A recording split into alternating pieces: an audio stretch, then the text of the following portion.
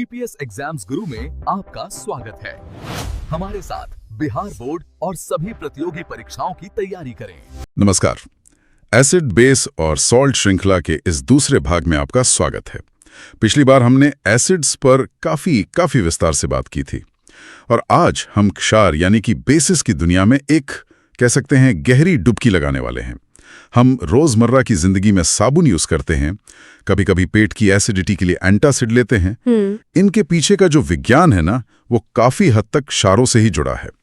और हाँ, जो लोग प्रतियोगी परीक्षाओं की तैयारी कर रहे हैं उनके लिए तो ये टॉपिक बहुत ही महत्वपूर्ण है। बिल्कुल। आज हमारा मकसद क्षार को सिर्फ डिफाइन करना नहीं है, बल्कि उसकी पूरी तस्वीर समझना है। ये असल में है क्या, इनके गुण क्या हैं, कितने अलग अलग टाइप के होते हैं, इनकी ताकत कैसे तय होती है, ये रिएक्शन कैसे करते हैं और हमारी दुनिया में इनका क्या रोल है। कोशिश यही रहेगी कि सब कुछ इस तरह से कनेक्ट हो जाए कि पूरा कॉन्सेप्ट एकदम क्लियर हो जाए, खासकर परीक्षा के पॉइंट ऑफ व्यू से। हाँ, तो ठीक है, वहीं से शुरू करते हैं। ये जो रोजमर्रा की चीजें हैं, साबुन, एंटासिड, इनमें जो क्षार है उसको केमिस्ट्री की भाषा में कैसे बताते हैं? मुझे कुछ वो OH- आयन जैसा याद आ रहा है स्कूल से। हाँ, वो सबसे कॉमन और कह सकते हैं शुरुआती परिभाषा है अर्हेनियस की। इसके हिसाब से क्षार वो चीजें हैं जो पानी में घुलकर हाइड्रोक्साइड आयन यानी OH- बनाती हैं, जैसे सोडियम हाइड्रोक्साइड NaOH पानी में Na+ और OH- आयन देता है। सिंपल। लेकिन विज्ञान तो हमेशा आगे बढ़ता है ना? सोचिए, अगर कोई क्षार पानी में घुलता ही ना हो या उसमें OH- ग्रुप हो ही ना, तो क्या वो क्षार नहीं कहलाएगा? यहीं पर दूसरी डेफिनेशंस काम आती हैं। अच्छा, तो मतलब अर्हेनियस परिभाषा की अपनी लिमिट्स थी। फिर क्या आया? इसके बाद आई ब्रॉन्स्टेड-लॉरी की थ्योरी। ये थोड़ी ज्यादा ब्रॉड है। इनके हिसाब से क्षार वो सब्सटेंस है जो प्रोटॉन यानी H+ को एक्सेप्ट करता है, प्रोटॉन एक्सेप्टर।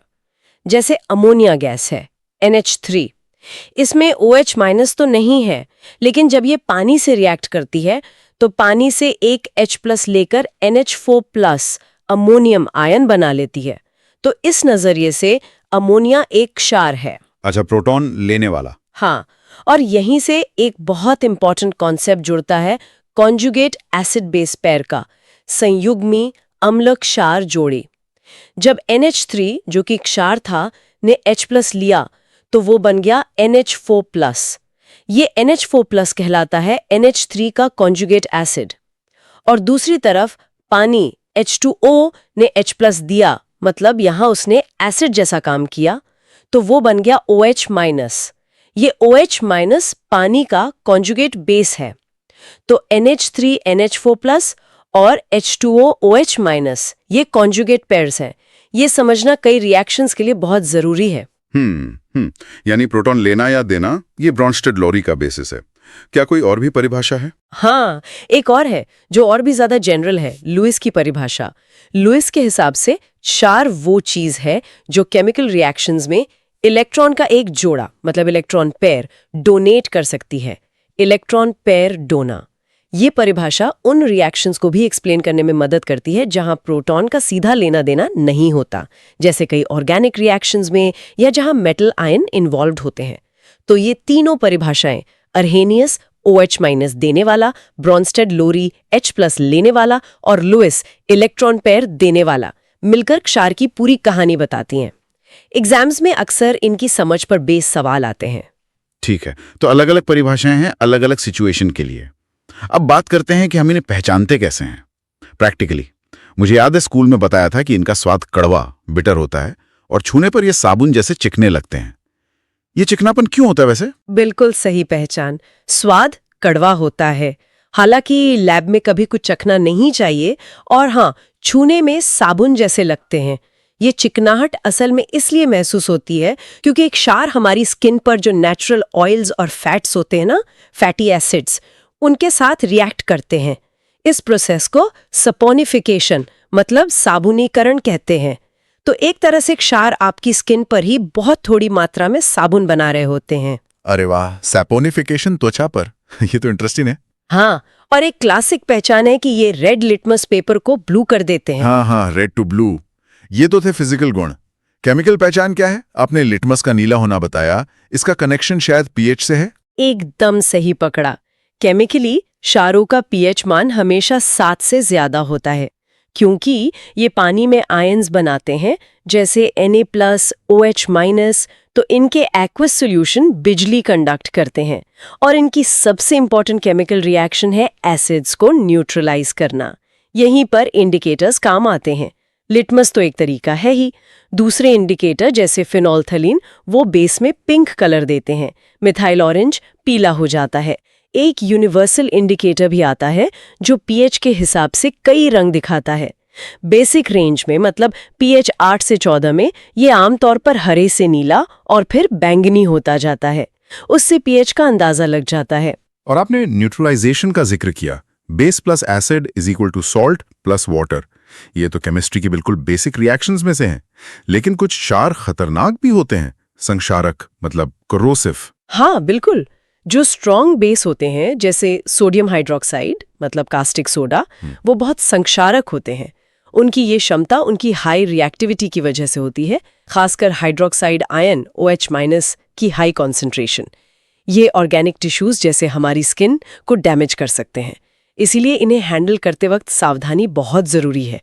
और ये सीधा उनकी ताकत, उनकी स्ट्रेंथ से जुड़ा है। स्ट्रेंथ, अच्छा, तो जैसे एसिड स्ट्रांग और वीक होते हैं वैसी बेस भी, इनको कैसे क्लासिफाई करते हैं? बिल्कुल, सबसे इंपॉर्टेंट क्लासिफिकेशन उनकी स्ट्रेंथ के बेस पर ही है। स्ट्रॉन्ग बेस और वीक बेस। स्ट्रॉन्ग बेस पानी में लगभग पूरी तरह से आयनाइज हो जाते हैं, मतलब अपने आयन्स में टूट जाते हैं और बहुत सारे OH- आयन देते हैं, जैसे NaOH, KOH, पोटेशियम हाइड्रोक्साइड। दूसरी तरफ वीक बेस पानी में सिर्फ पार्शियली आयनाइज होते हैं, मतलब कम OH- आयन बनते हैं, जैसे ammonium hydroxide NH4OH, aluminium hydroxide AlOH3। और इस स्ट्रेंथ को मतलब इसकी मात्रा को कैसे नापते हैं? हमने पीएच की बात की थी। यस, पीएच इसका एक सीधा इंडिकेटर है। वीक बेस का पीएच शायद 8 से 10 के बीच हो सकता है, जबकि स्ट्रॉन्ग बेस का पीएच 11 से 14 तक जा सकता है। पीएच जितना ज्यादा, बेस उतना स्ट्रॉन्ग। हम एक और स्केल यूज करते हैं POH, जो हाइड्रोक्साइड आयन कंसेंट्रेशन को मापता है। POH is equal to -log OH-। और क्योंकि किसी भी पानी वाले घोल में 25 डिग्री सेल्सियस पर pH plus POH is equal to 14 होता है, तो हाई pH का मतलब है लो POH, जो OH- की ज्यादा कंसेंट्रेशन दिखाता है, यानी स्ट्रॉन्ग बेस। यहीं पर पानी का आयनिक प्रोडक्ट KWB पिक्चर में आता है। पानी खुद भी बहुत कम आयनाइज होता है, H2O equilibrium H+ plus OH-। 25 degree Celsius पर H+ और OH- का प्रोडक्ट हमेशा कांस्टेंट रहता है। KW is equal to H+, OH- is equal to 1.0 into 10⁻14। ये रिलेशन सभी एक्वस सॉल्यूशंस के लिए ट्रू है। क्या जैसे एसिड्स के लिए K होता है, वैसे बेस के लिए भी कोई कांस्टेंट है? हाँ बिल्कुल है। इसे कहते हैं base dissociation constant, KB। KB की वैल्यू जितनी ज्यादा होती है, बेस उतना ही स्ट्रॉन्ग होता है, क्योंकि वो ज्यादा आयोनाइज हो रहा है। इसका एक लॉग वैल्यू भी है, PKB, जो होता है -log KB। यहाँ रिलेशन उल्टा है, ध्यान रखना। PKB की वैल्यू जितनी कम होगी, बेस उतना ही स्ट्रॉन्ग होगा। ये इंपॉर्टेंट है। और एक और यूजफुल रिलेशन, किसी भी कॉन्जुगेट एसिड बेस पेयर के लिए pKa plus PKB equals to 14 होता है 25 डिग्री सेल्सियस पर। ये एसिड और बेस की स्ट्रेंथ को कनेक्ट करता है। क्या आप कुछ कॉमन बेसिस की स्ट्रेंथ का ऑर्डर बता सकते हैं?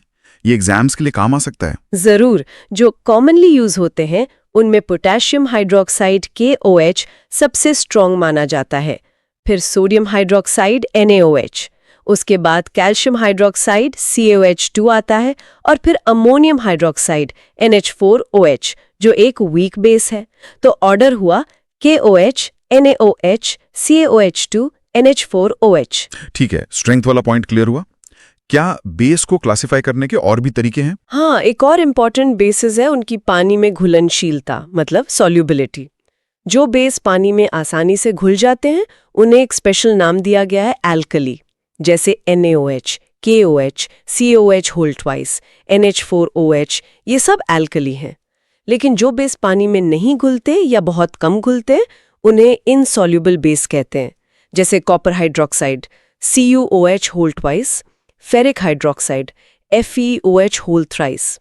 यहाँ एक बहुत बहुत इम्पॉर्टेंट बात याद रखनी है, खासकर एग्जाम्स के लिए। सभी एल्कली बेस होते हैं, लेकिन सभी बेस एल्कली नहीं होते हैं।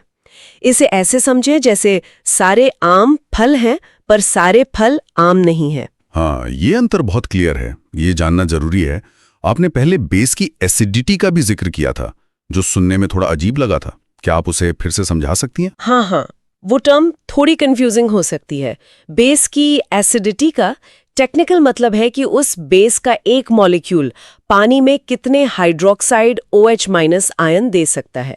जैसे NaOH का एक मॉलिक्यूल एक OH देता है तो ये मोनो एसिडिक बेस है। CaOH2 दो OH देता है तो ये डायएसिडिक है। AlOH3 3 दे सकता है तो ये ट्राइएसिडिक है। यह असल में बेस की OH- देने की कैपेसिटी को बताता है। समझ गया, कैपेसिटी शब्द से ये ज्यादा क्लियर हो रहा है। और संक्षेप में, ऑर्गेनिक बनाम इनऑर्गेनिक बेस। ये सिंपल क्लासिफिकेशन है। ऑर्गेनिक बेस में कार्बन होता है, जैसे एमाइंस जो अमोनिया से रिलेटेड हैं। इनऑर्गेनिक बेस में आमतौर पर कार्बन नहीं होता, जैसे मेटल के हाइड्रोक्साइड्स NaOH, KOH वगैरह। चलिए, अब इस केमिस्ट्री को थोड़ा असल दुनिया से जोड़ते हैं। हम इन बेसिस का सामना रोज कहाँ करते हैं, या इंडस्ट्री में इनका क्या यूज है? आपने साबुन और एंटासिड का जिक्र किया था शुरू में। अरे, इनके यूज तो बहुत ज्यादा हैं। सोडियम हाइड्रोक्साइड NaOH मतलब कास्टिक सोडा, साबुन और डिटर्जेंट बनाने में, वही सैपोनिफिकेशन रिएक्शन। पेपर इंडस्ट्री में, टेक्सटाइल इंडस्ट्री में बहुत इंपॉर्टेंट है।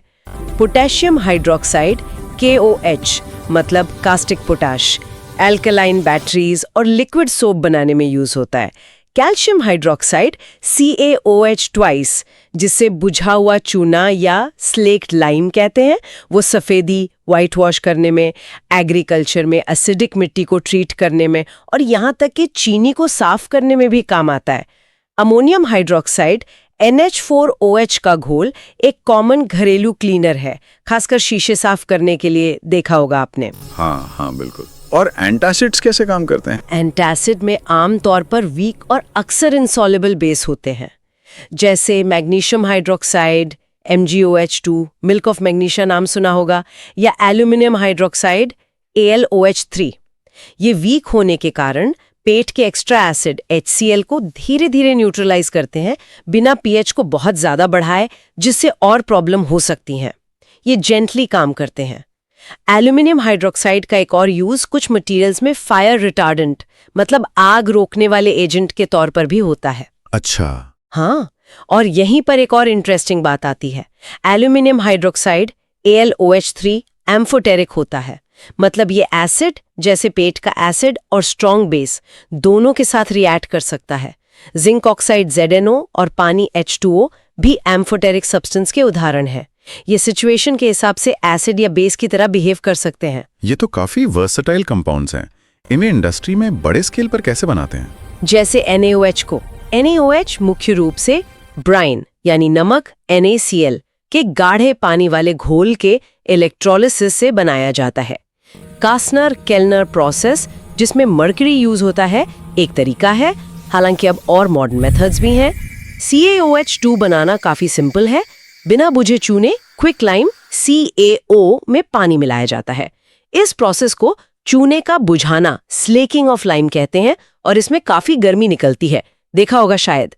NH4OH अमोनिया गैस NH3 को पानी में घोलकर बनाया जाता है। अब इनकी केमिकल रिएक्शंस पे थोड़ी और बात करते हैं। न्यूट्रलाइजेशन तो हमने समझ लिया, और कौन सी मेजर रिएक्शंस हैं? बेस जो है वो नॉन मेटल ऑक्साइड्स के साथ भी रिएक्ट करते हैं, क्योंकि non metal oxide acidic nature के होते हैं। जैसे कार्बन डाइऑक्साइड, ये एक नॉन मेटल ऑक्साइड है। जब इसे चूने के पानी CaOH2 से पास करते हैं तो कैल्शियम कार्बोनेट मतलब चूना पत्थर या चौक का सफेद प्रेसिपिटेट बनता है और पानी बनता है। CaOH2 + CO2 = CaCO3 + H2O। यही रिएक्शन CO2 के टेस्ट लाइम वाटर टेस्ट का बेसिस है और इसी से सफेदी सूखने पर हार्ड होती है। अच्छा, वो दूधिया हो जाता है पानी। बिल्कुल। कुछ मेटल्स भी बेस से रिएक्ट करते हैं। हाँ, लेकिन ये ध्यान रखना है कि कुछ एक्टिव मेटल्स जैसे जिंक Zn और एल्यूमिनियम Al सिर्फ स्ट्रॉन्ग और गर्म बेस के साथ रिएक्ट करके हाइड्रोजन गैस निकालते हैं और एक कॉम्प्लेक्स सॉल्ट बनाते हैं। जैसे? हाँ, Zn+2NaOH गाढ़ा और गर्म equals Na2ZNO2 sodium zincate plus H2। और अमोनिया गैस बनाने में भी बेस का यूज होता है। बिल्कुल, जब किसी अमोनियम सॉल्ट जैसे अमोनियम क्लोराइड NH4Cl को किसी बेस जैसे NaOH के साथ गर्म किया जाता है तो अमोनिया गैस NH3 निकलती है। NH4Cl plus NaOH is equal to NaCl plus NH3 plus H2O। ये लैब में अमोनिया बनाने का एक स्टैंडर्ड तरीका है। आपने बातों बातों में बफर सोल्यूशन और टाइट्रेशन का भी जिक्र किया था। ये बेस से कैसे रिलेटेड है? बफर सॉल्यूशन ऐसे घोल होते हैं जो थोड़ा एसिड या बेस मिलाने पर अपने पीएच में ज्यादा चेंज नहीं होने देते, पीएच को स्टेबल रखते हैं। बेसिक बफर बनाने के लिए अक्सर एक वीक बेस और उसी बेस के किसी स्ट्रॉन्ग एसिड से बने सॉल्ट का मिक्सचर यूज करते हैं, जैसे NH4OH और NH4Cl का मिक्सचर। ये उन प्रोसेस में बहुत इंपॉर्टेंट है जहां एक कांस्टेंट पीएच बनाए रखना जरूरी हो, जैसे हमारे ब्लड में या कई केमिकल एक्सपेरिमेंट्स में। ये वीक बेस और उसके कॉन्जुगेट एसिड के इक्विलिब्रियम का फायदा उठाते हैं। और टाइट्रेशन एक प्रैक्टिकल लैब टेक्निक है। इसमें न्यूट्रलाइजेशन रिएक्शन का यूज करके किसी अनजान कॉन्सेंट्रेशन वाले एसिड या बेस की कॉन्सेंट्रेशन पता की जाती है। हम ज्ञात कॉन्सेंट्रेशन वाले बेस या एसिड को ब्योरेट से धीरे धीरे अनजान सोल्यूशन में मिलाते हैं, जब तक कि कोई इंडिकेटर रंग बदलकर रिएक्शन के कंप्लीट होने का सिग्नल न दे दे। ये लैब का एक एसेंशियल स्किल है। और बेसिक ऑक्साइड क्या थे? ये आमतौर पर मेटल के ऑक्साइड होते हैं, जैसे sodium oxide Na2O, calcium oxide CaO। ये पानी के साथ रिएक्ट करके कॉरेस्पॉन्डिंग बेस बनाते हैं, जैसे Na2O प्लस H2O 2NaOH। इसीलिए इन्हें बेसिक एनहाइड्राइड भी कहते हैं, मतलब बिना पानी वाले बेस। चूंकि स्ट्रॉन्ग बेस कोरोसिव होते हैं तो सेफ्टी का ध्यान रखना बहुत जरूरी है। मेन सावधानियां क्या हैं? हाँ, ये बहुत जरूरी है। स्ट्रॉन्ग बेस, खासकर NaOH और KOH के साथ काम करते समय हमेशा ग्लव्स और आंखों की सेफ्टी के लिए गॉगल्स पहनने चाहिए। इन्हें पानी में घोलते समय हमेशा बेस को धीरे धीरे पानी में डालें और हिलाते रहें। कभी भी पानी को सीधे सॉलिड बेस पर ना डालें, क्योंकि इससे बहुत तेजी से बहुत ज्यादा हीट निकल सकती है। ये एक्सोथर्मिक रिएक्शन है और मिक्सचर छलक सकता है। स्किन के कांटेक्ट से बचें। अगर कांटेक्ट हो जाए तो तुरंत खूब सारे पानी से धोएं। स्ट्रॉन्ग बेस को कांच के बजाय मजबूत प्लास्टिक के कंटेनरों में रखना बेहतर होता है, क्योंकि टाइम के साथ ये कांच को भी धीरे धीरे खराब कर सकते हैं, एच कर सकते हैं। बहुत बढ़िया। अब अंत में हमारे उन सुनने वालों के लिए जो नीट या जेईई जैसी परीक्षाओं की तैयारी कर रहे हैं, बेस वाले इस हिस्से से कौन सी बातें हैं जो बिल्कुल मतलब गांठ बांध लेनी चाहिए? हाँ, कुछ की पॉइंट्स जिन पर खास ध्यान देना चाहिए। पहला, स्ट्रॉन्ग पूरा आयनाइजेशन बनाम वीक आधा अधूरा आयनाइजेशन, बेस में फर्क और उनके एग्जाम्पल्स। दूसरा, Kb और pKb का स्ट्रेंथ से रिलेशन समझें। स्ट्रॉन्ग बेस का Kb ज्यादा, pKb कम। तीसरा, अल्कली और बेस का फर्क, सॉल्युबिलिटी वाला पॉइंट। सभी अल्कली बेस हैं पर सभी बेस अल्कली नहीं। चौथा, एम्फोटेरिक ऑक्साइड और हाइड्रोक्साइड को पहचानना सीखें, जैसे Al2O3, ZNO, AlOH3, PbO। ये एसिड और बेस दोनों से रिएक्ट करते हैं। इन पर अक्सर सवाल बनते हैं। पांचवा, केमिकल रिएक्शंस में कॉन्जुगेट एसिड बेस पेयर्स को पहचानना, ब्रॉन्स्टेड-लॉरी कॉन्सेप्ट। छठा, common base NaOH, KOH, CaOH2, NH4OH, MgOH2, AlOH3 के खास यूज याद रखें। और सातवां, pH, pOH, Kb, pKb और Kw के बीच के जो मैथमेटिकल रिलेशंस हैं, जैसे pH plus pOH equals 14, pK plus pKb equals 14, Kw equals H plus OH minus equals 10 to the power minus 14। उन्हें समझें और उन पर बेस्ड कैलकुलेशन की प्रैक्टिस करें। शानदार। तो ये थी हमारी शार यानी बेसिस पर एक विस्तृत और काफी गहराई भरी चर्चा। हमने उनकी परिभाषाओं से लेकर उनके गुणों, प्रकारों, ताकत, महत्वपूर्ण रिएक्शंस, उपयोगों और सुरक्षा सावधानियों तक मुझे लगता है सब कुछ समझने की कोशिश की। बिल्कुल। और हमने देखा कि ये केमिस्ट्री की कितने फंडामेंटल और प्रैक्टिकली इम्पॉर्टेंट हिस्से हैं। इनका ज्ञान न सिर्फ एग्जाम्स के लिए बल्कि साइंस की गहरी समझ बनाने के लिए भी जरूरी है। जाते जाते बस एक विचार शेयर करना चाहूंगी। हमने देखा कि कैसे एक बेस की स्ट्रेंथ ये तय करती है कि वो पेट को शांत करने वाला जेंटल एंटासिड बनेगा या इंडस्ट्री में यूज होने वाला पावरफुल क्लीनर। ठीक इसी तरह हमारी ज्ञान की गहराई और क्लैरिटी ये तय करती है कि हम उस नॉलेज का इस्तेमाल कितने इफेक्टिव तरीके से और किन क्रिएटिव डायरेक्शंस में कर पाते हैं। सोचिए कैसे आज समझेगा ये बेसिक प्रिंसिपल्स कल किसी को नई दवाएं बनाने, बेहतर मटेरियल बनाने या शायद पर्यावरण की किसी चुनौती का हल निकालने में मदद कर सकते हैं। केमिस्ट्री की दुनिया संभावनाओं से भरी है, बस उसे समझने की जरूरत है।